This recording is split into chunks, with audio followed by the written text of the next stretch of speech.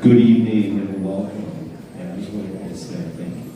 Would like to introduce you to Matthew Davis, who's going to kick off the concert by introducing the first piece. This is the Varsity Concert Band together from North Campus. We'll have a percussion ensemble kind of sandwiched in the middle. That is a student-led group, and we'll tell you a little more about that when we get there. And then we'll have the North Winds kind of on the back half of this concert. This is Matthew Davis, and he's going to introduce our first song.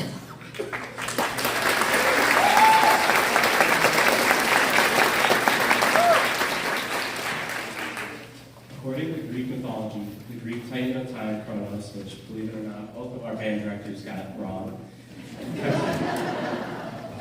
kept a constant vigil over the interaction of all living beings on Earth. In the same spirit, the composer Robert W. Smith makes Kronos a performance piece that focuses on the interaction of various musical elements in time. Enjoy the show.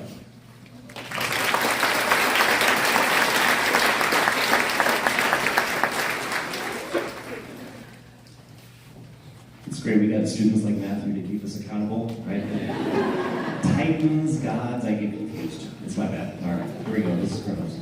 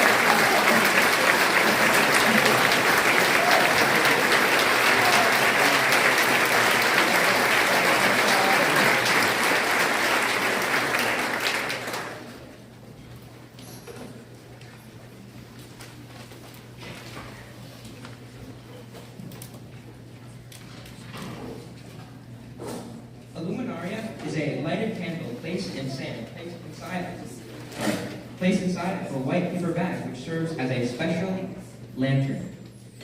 This song was commissioned to honor a band director who, according to the composer, lit up the room with his encouraging, insightful, and positive attitude, which reminds me of a band director I know.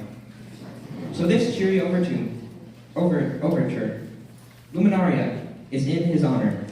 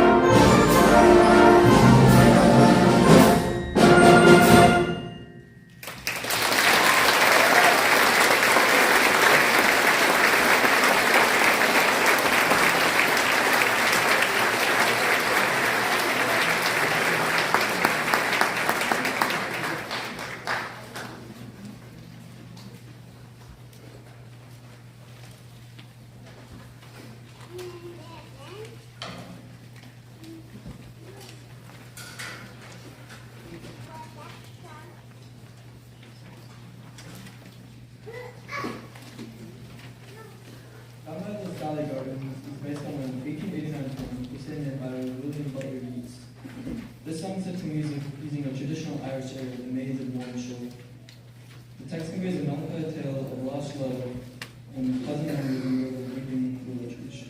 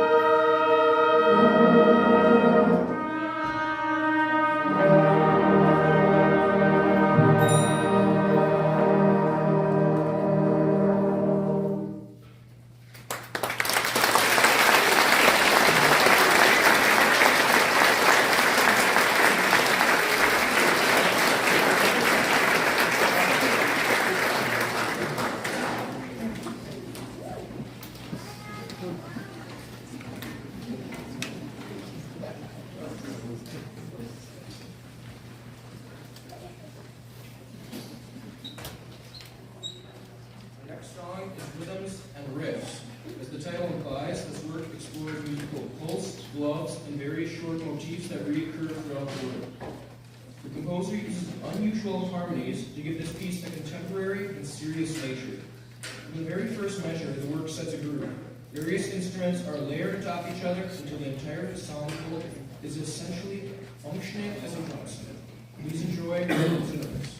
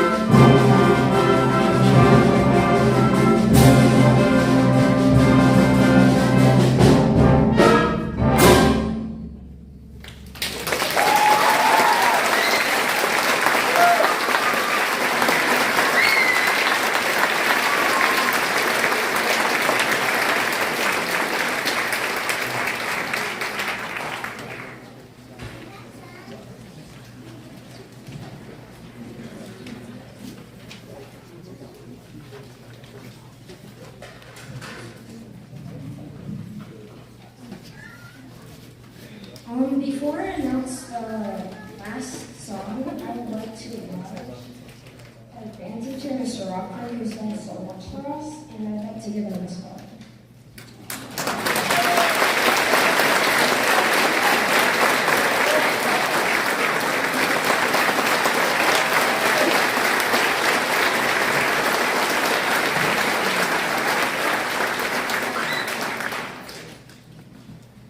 The last song, Bohemian Rhapsody, is an adaptation for band of the famous song recorded by Queen.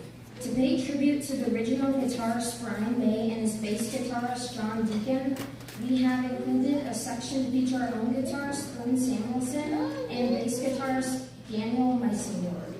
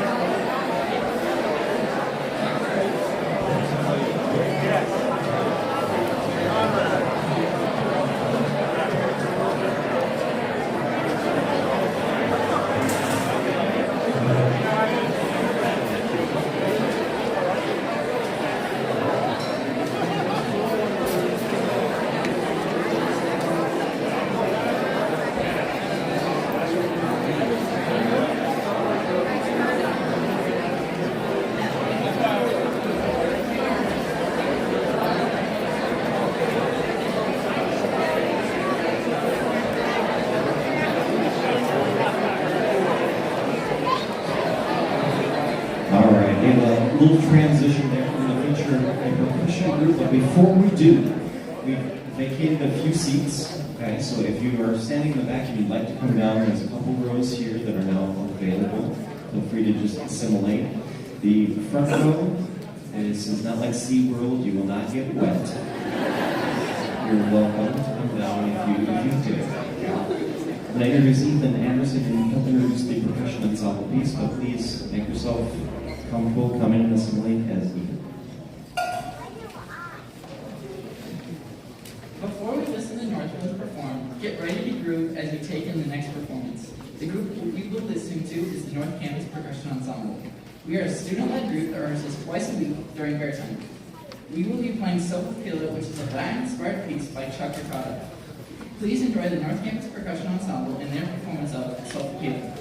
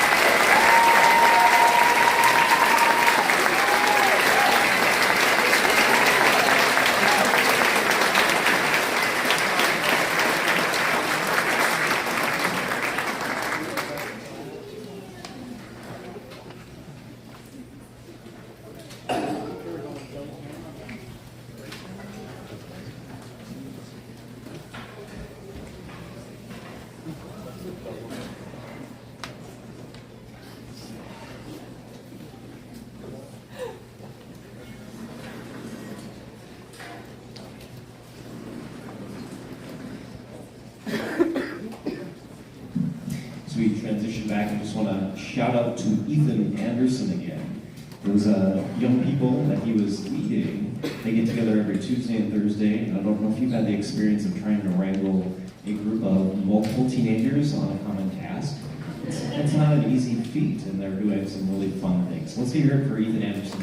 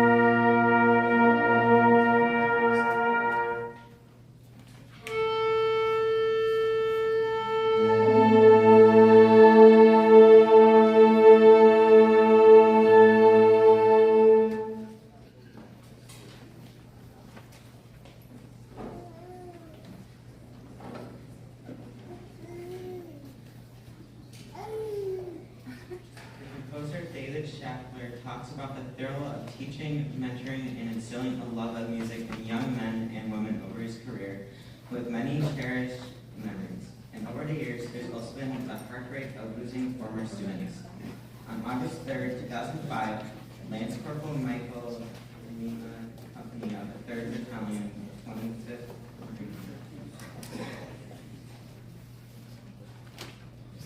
The composer says, with Mike's picture at my desk, I set out to write from my heart a piece that captures compassion for life, family, and friends.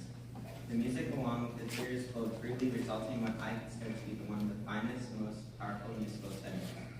With this piece, I pay tribute not only to Michael Cifuentes, but to all 14 brave Marines who are killed in service of our country on that fateful afternoon.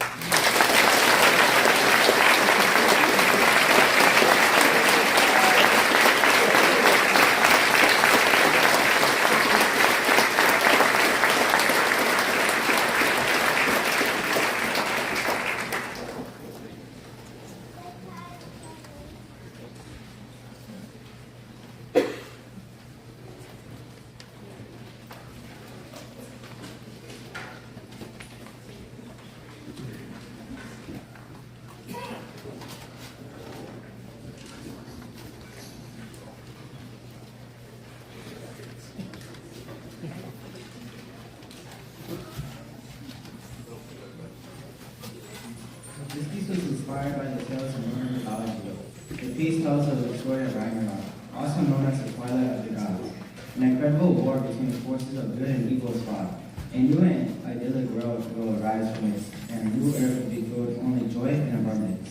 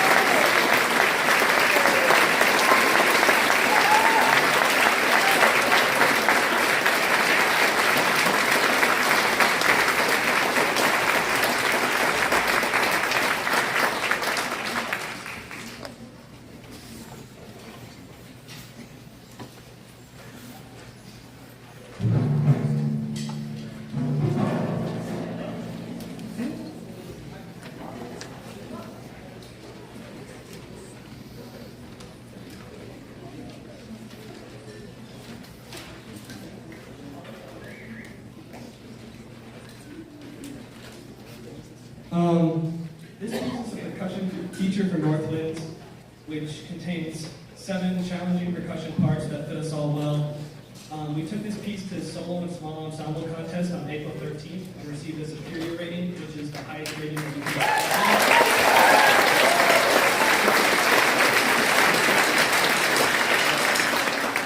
The variety and contrast of this piece lends well to your own interpretation of a journey of highlight, which is the name of the piece. Let's see where this piece takes you, and we hope you enjoy the ride.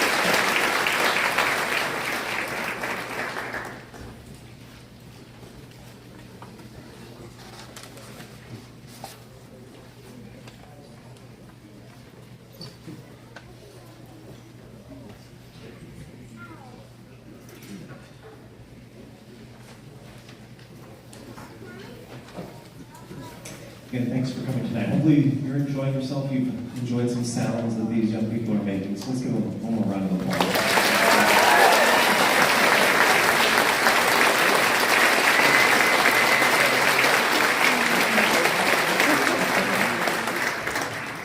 Before I introduce Emily for the next piece, I just want to say a thank you to several people that I see on the audience that made a kind of a journey to come and see this. So hope to connect with each of you later. So thanks for making that special extra something to come and check this out from my last concert.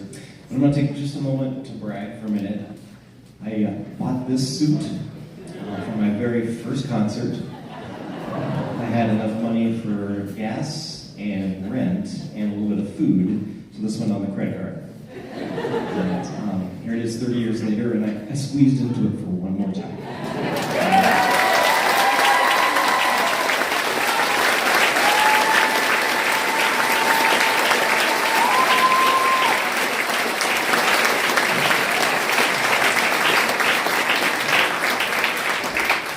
There's one last quick story, and then I'll definitely, the time that I have, it's got a little electric outlet on it. It's one of those tool time, the answer is more power ties. On my very first concert, I was music. I was band, choir, classroom music.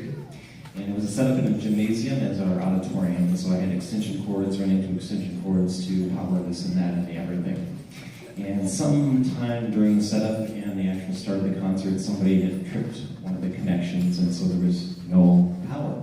And so we were trying to get the microphones going, and there was some accompaniment tracks and things, and nothing. So it was a scramble and a little bit of sweat, and we figured it out and started everything. But my mother-in-law, to be funny, this would be a great way to remember all that stress. So, don't worry that also.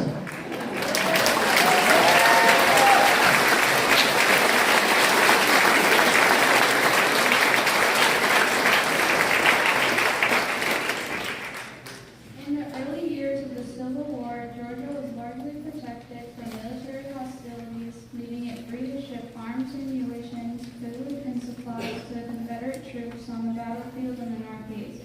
It was the importance of the extensive rail system of the Confederates that prompted James Andrews, a Union spy from Kentucky, to attempt a daring effort to distribute the 138-mile rail line connecting Atlanta and Chattanooga. Andrews and the 19 Union soldiers, disguised as civilians waiting for a break in the train's voyage, and uncoupled the engine, wood tender, and 3 boxcars from the passenger cars. The spies sped off to destroy as many rail bridges and tracks as possible.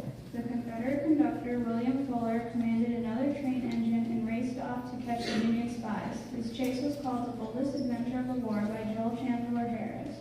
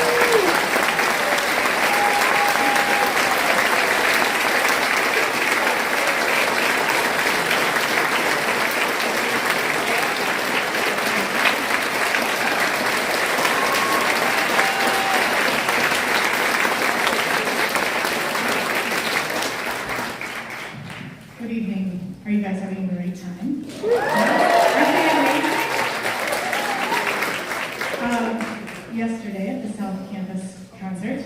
I bawled my face out a couple times, and to avoid bearing my soul and all of those things, I've invited 3 very special people to speak on behalf of Mr. Rockford. A current student, Ben McMillan, and former students Evan Huckmackie and Caitlin Held.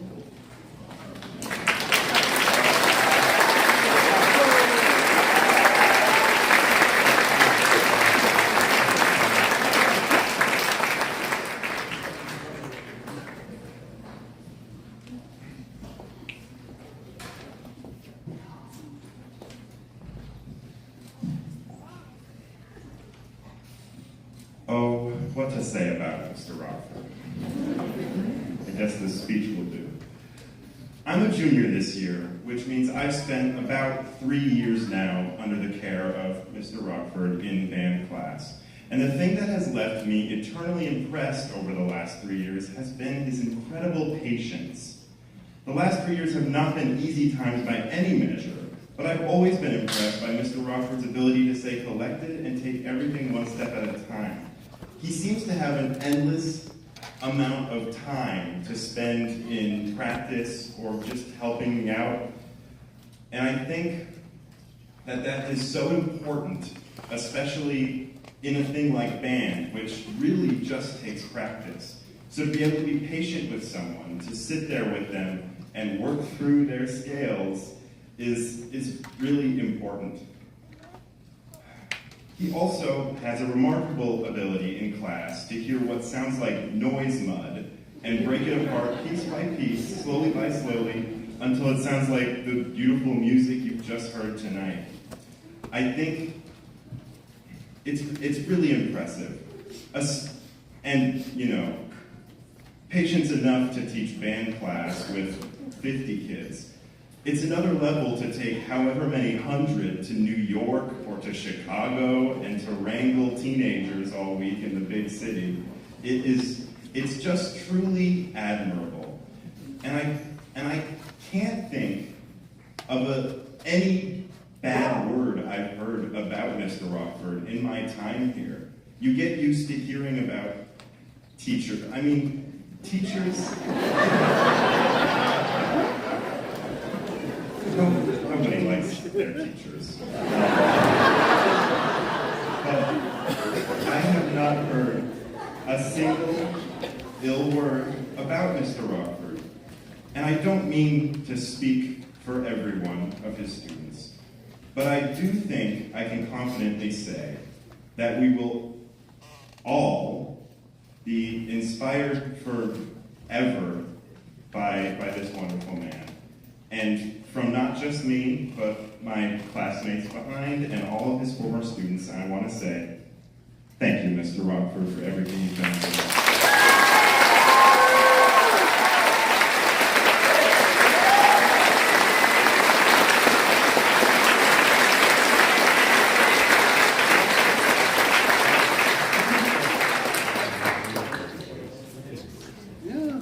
Hi everyone, my name is Evan Huckmackie. If you don't know me, I am one of the drumline directors here at this school, and I'm from the class of 2018 at White Bear.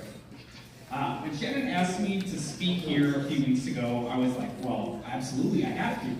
But the next problem I ran into was, how am I going to summarize the legendary career of Jerry Rockford in less than like 10 hours?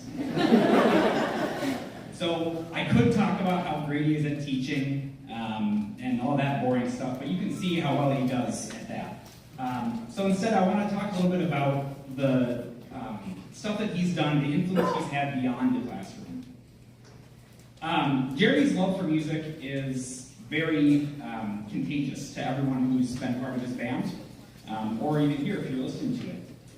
Not only did I fall in love with band and do concert band, jazz band, and drumline at White Bear,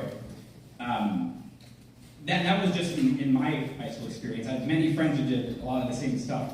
Past high school, that passion just stayed with me and many other people. I know a lot of my friends went on to perform in college marching bands, college concert bands, DCI groups. Some people made bands. Some people went to school to teach bands. And even At least some of my friends in the trombone section made an album for Jeremy Rockford. I think that's coming out on vinyl soon. So it's still coming. We're getting there. But, so the passion of this one teacher has allowed, at least some of us I know, specifically in the marching band area, our school doesn't have a marching band.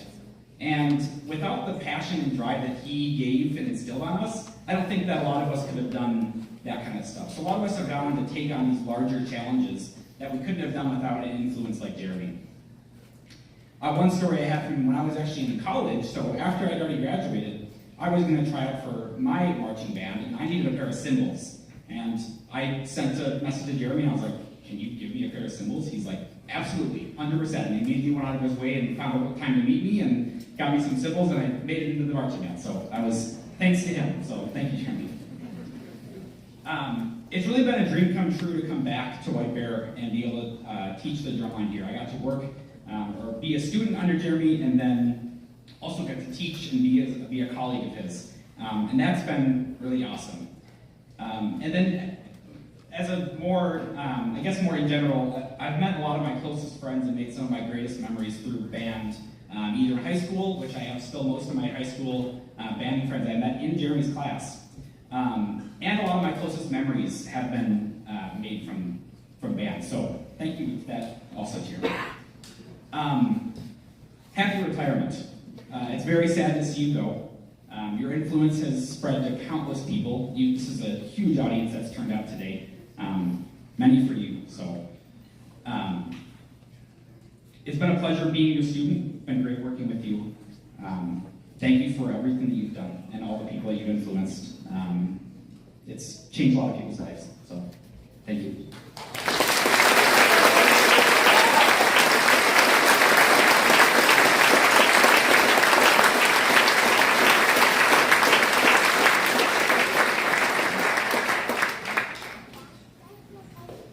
Good evening, everyone. For those of you that don't know me, I'm Caitlin Held, a proud White Bear Lake band geek, and I have had the privilege of knowing Jeremy Rockford for over half of my life.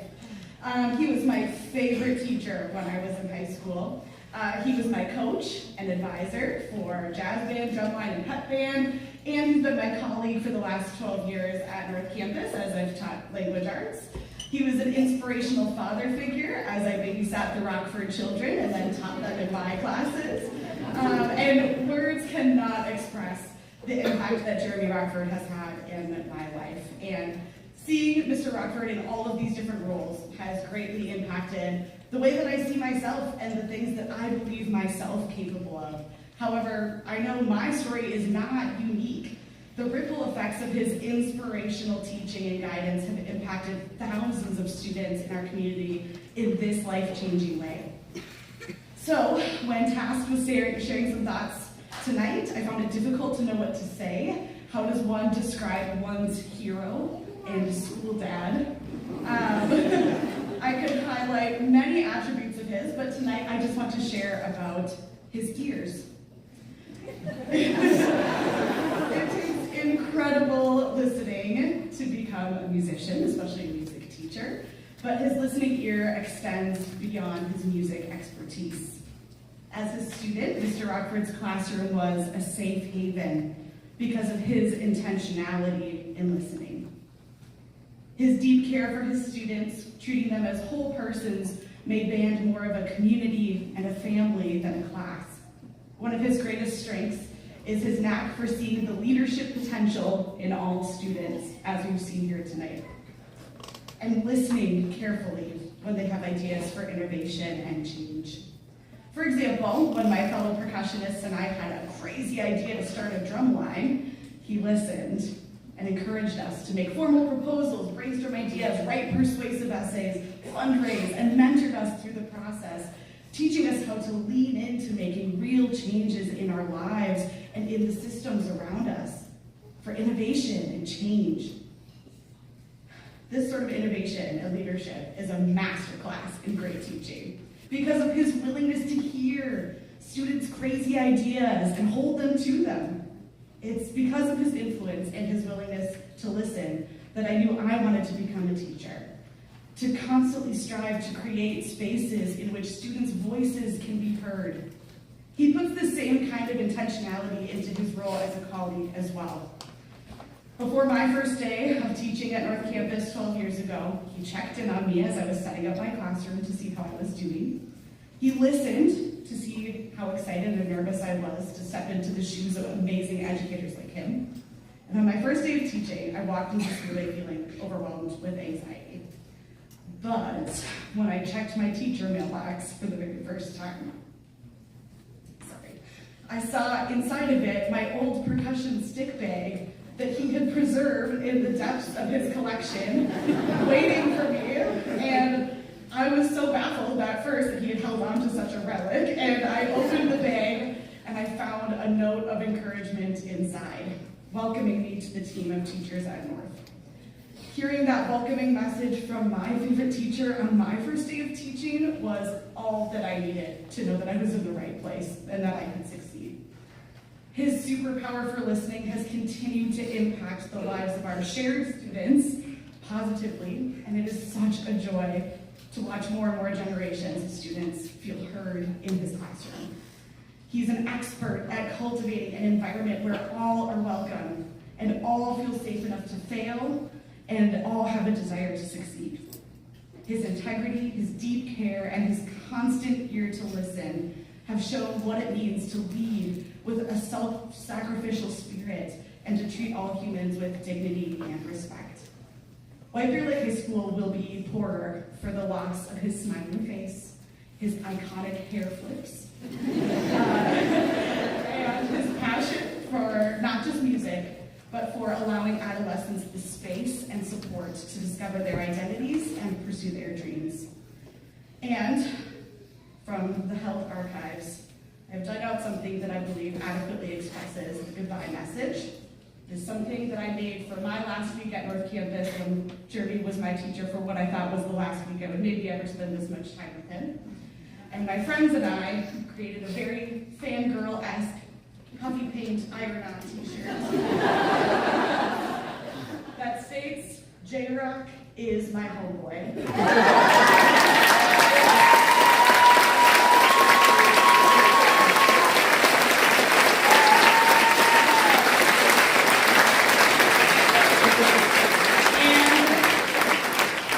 Always will be our homeboy.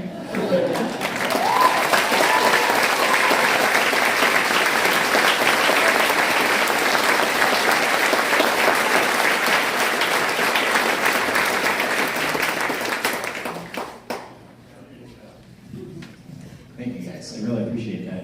I would love to meet many of you that came to say hi, just reacquainted, so really appreciate it. I do want to just say a couple thank yous and a couple awards that you pass on as we kind of conclude the performance part of the evening. But I do need to say a special thank you to Shannon Anderson. We've been a team for a while, so this is I think the word came up, it's kind of like a work divorce. It feels weird, right? It feels like you've worked on something for a long time and developed it, and we have, we can read each other's body language pretty well. We know what the temperature is in the room by just kind of walking in and checking each other's eyes, and that takes time. So that's going to be a huge loss that I will feel, and I hope you miss me as well. So thank you for the great memories, and I hope to come back and check out lots of concerts out from you guys. I also want to say one more big one, and that's to my wife, Christy. Through the journey here, it's like, sometimes I'll break into the songs around the house and stuff, and I'm sorry, I'm a geek. But the journey, loving a music man ain't always what it's supposed to be. It's true, because this has been more of a lifestyle than a job, right? And diving into this is how you spend your time and your emotions and your energy. And so it's not just a clock in at this time and clock out at that time. This is what has been. So enjoy the time. Christy, thank you for your support along the way. I just want to make sure that everybody heard that.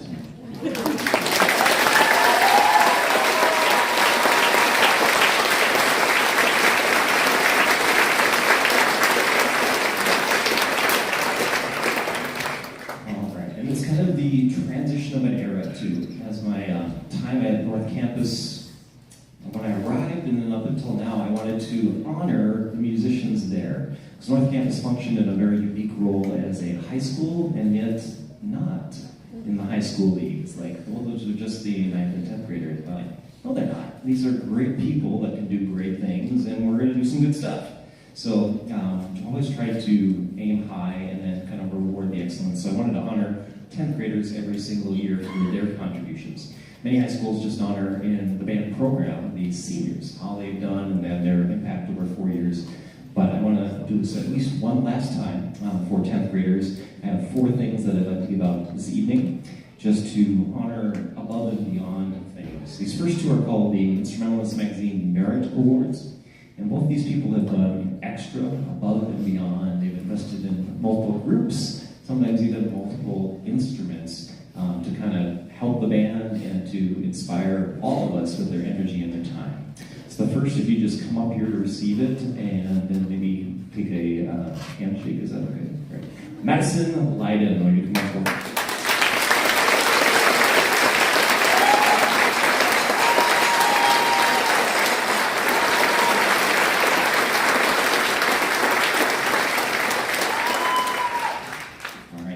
Merit Award goes to somebody in this ensemble, Mr. Espen Flynn Samuelson. Will you come forward?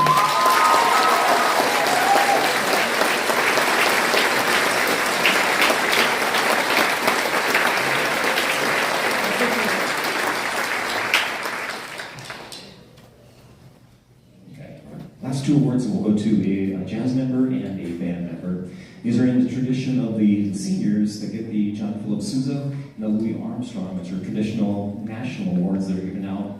They also have a Woody Herman for jazz and a Patrick Gilmore for band. I thought that'd be appropriate for honoring 10th grade people.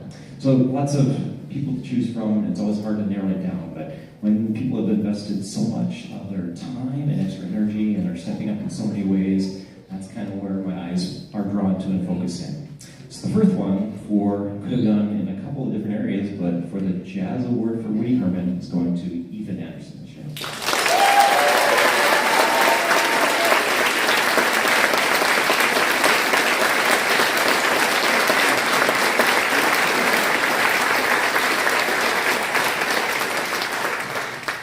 And the Patrick Gilmore Award for band goes to a guy who always seems to be in a up mood. He's got a smile. He seems to be feeling the music all the time. He dives into extra things like pep band, wholeheartedly, like the pit orchestra or musicals. So this year, the Patrick Gilmore goes to Joseph Bauman.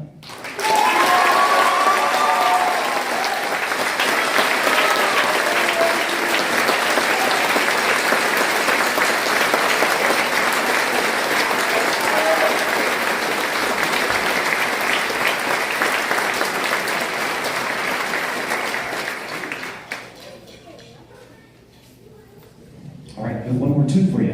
Audrey, would you be willing to introduce?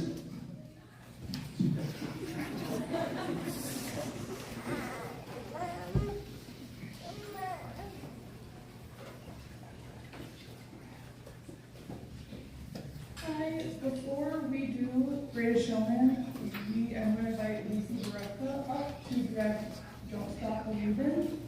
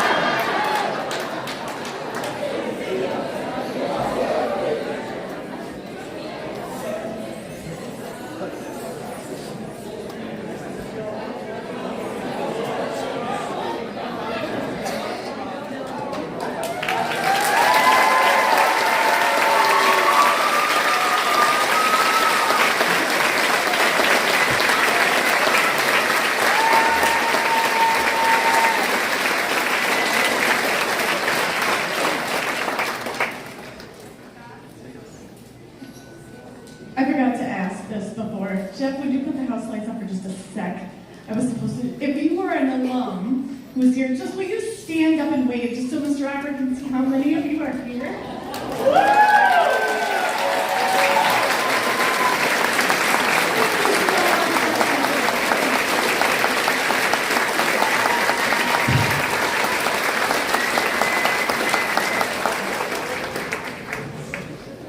Thank you again. Yeah, I'd love to chat with as many as we can and right afterwards, but we have one more song.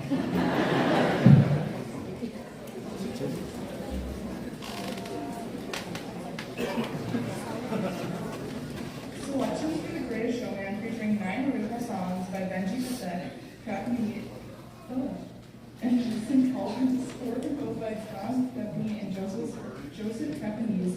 The film is a heavily fictionalized depiction of the life of E.T. Barnum, a showman and an entertainer, and his creation of the Barnum and Bailey Circus and the lives of its star attractions.